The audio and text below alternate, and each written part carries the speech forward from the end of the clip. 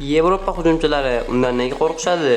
Fransiya chempionatini larzaga keltirgan o'zbek devori Abduqodir Husanov.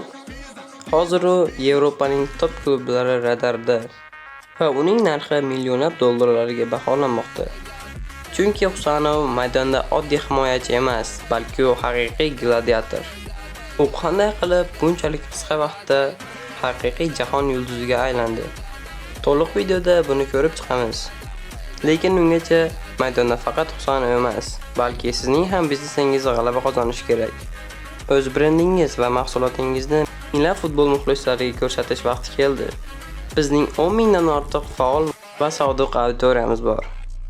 Eng qizig'i, bunday katta auditoriyaga tushish siz uchun atigi 50 ming so'mga tushadi.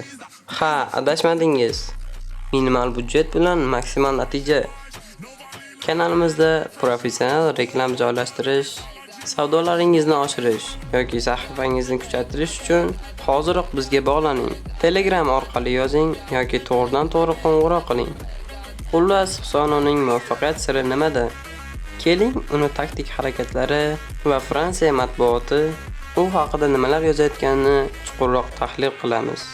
Videoni oxirigacha ko'ring, biz esa boshladik.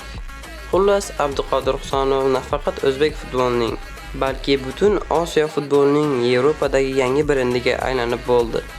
Uning har bir o'yini biz uchun faxr.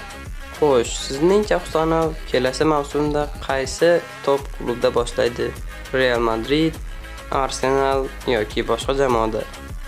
O'z fikringizni izohlarda yozib qoldiring.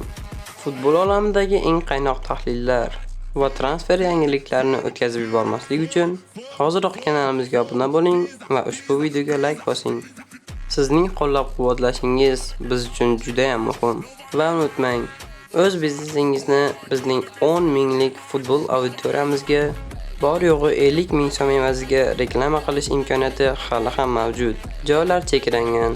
Shuning uchun hoziroq ekrandagi raqamlarga qo'ng'iroq qiling yoki Telegramdan bog'laning. Keyingi videolarda ko'rishguncha, xayr.